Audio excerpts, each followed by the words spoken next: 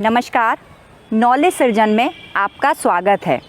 अंतरिक्ष विषय को लेकर हमने अपने पिछले वीडियो में चर्चा की थी भारत के अंतरिक्ष कार्यक्रम के आधारभूत ढांचे के बारे में।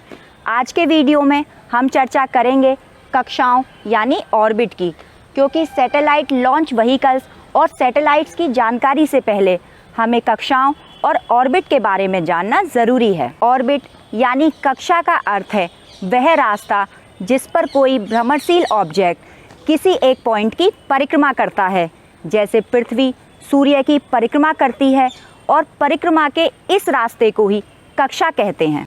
इसी तरह जब हम कोई सैटेलाइट धरती से अंतरिक्ष की तरफ भेजते हैं तो वह पृथ्वी की परिक्रमा करती है। परिक्रमा के इस रास्ते को ही कक्षा कहते हैं।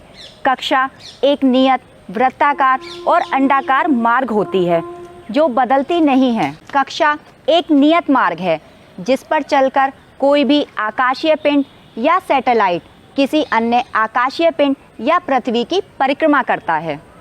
कक्षाओं के बारे में एक महत्वपूर्ण बात यह है कि इसकी पृथ्वी से ऊंचाई जितनी अधिक होगी वह उतने ही बड़े एरिया को कवर करेगा और जितनी ऊंचाई कम होगी वह उतने कम एरिया को कवर करेगा।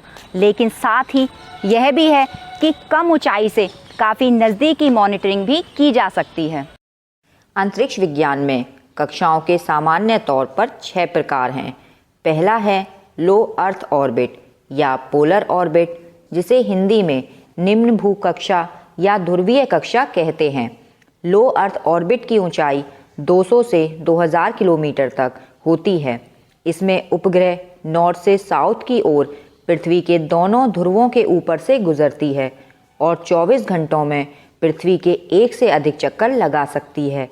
इस कक्षा की विशेषता यह है कि यह पृथ्वी के काफ़ी नज़दीक होने के कारण पृथ्वी के अधिकांश क्षेत्रों पर काफ़ी नज़दीक नज़र रख सकता है और इनमें स्थित उपग्रहों से रिमोट सेंसिंग, मॉनिटरिंग और मैपिंग आसानी से होती है। दूसरा है मीडियम अर्थ ऑर्बिट या मध्य भू कक्षा। इस कक्षा की ऊंचाई 2000 से 35,786 किलोमीटर होती है।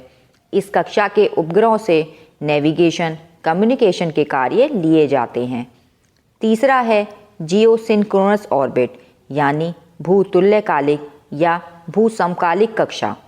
इस दीर्घवृत्ताकार कक्षा में घूमने वाले उपग्रह का घूर्णनकाल पृथ्वी के घूर्णनकाल अर्थात 23 घंटा 56 मिनट 4 सेकंड के बराबर होता है।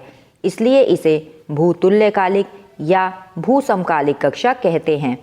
इसका अर्थ यह हुआ कि धरती पर स्थित किसी पॉइंट से अगर हम उपग्रह को मैच करेंगे तो वह हमेशा मैच करेगा। इसका फ़ायदा यह है कि पृथ्वी पर स्थित एंटीना को एक ही स्थान पर, एक ही दिशा में, एक ही एंगल से रखने पर भी वह सैटेलाइट से मैच करेगा और उसको एंगल या दिशा चेंज करने की ज़रूरत नहीं पड़ेगी। इसलिए सारे कम्युनिकेशन सैटेलाइट्स को इसी ऑर्बिट में रखा जाता है। इस ऑर्बिट की ऊंचाई 35,786 किलोमीटर से लेकर 36,000 किलोमीटर होती है। चौथी कक्षा को जियो स्टेशनरी ऑर्बिट या जियोसिंक्रोनस इक्वेटोरियल ऑर्बिट कहते हैं। इसे हिंदी में भूस्थैतिक कक्षा कहते हैं। सभी जियो स्टेशनरी ऑर्बिट जियोसिंक्रोनस ऑर्बिट होती हैं, लेकिन सभी जियोसिंक्रोनस ऑर्बिट जियो स्टेशनरी ऑर्बिट नहीं होती, क्योंकि जियो स्टेशनरी ऑर्बिट में स्थित सैटेलाइट पृथ्वी से हमेशा एक ही स्थान पर दिखाई देता है। इसकी ऊंचाई 36,000 किलोमीटर होती है और यहाँ से पृथ्वी का लगभग 1/3 भाग कवर किया जाता है।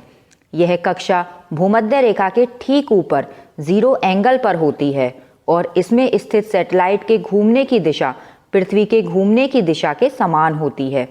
इसके सैटेलाइट धरती से हमेशा एक ही स्थान पर दिखाई देते हैं।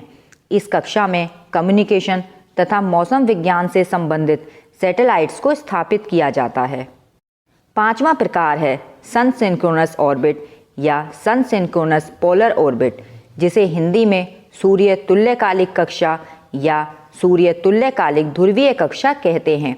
यह एक प्रकार की लो अर्थ ऑर्बिट है, लेकिन इसकी विशेषता यह है कि इसमें सैटेलाइट का एंगल इस तरह से रखा जाता है कि सैटेलाइट हमेशा सूर्य के प्रकाश में रहता है और यह कक्षा दोनों ध्रुवों के ऊपर से गुजरती है।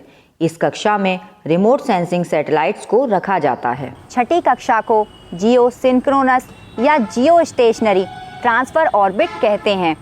इसे हिंदी में भू तुल्यकालिक स्थानांतरण कक्षा कहते हैं। यह एक प्रकार का जियो सिंक्रोनस ऑर्बिट ही है।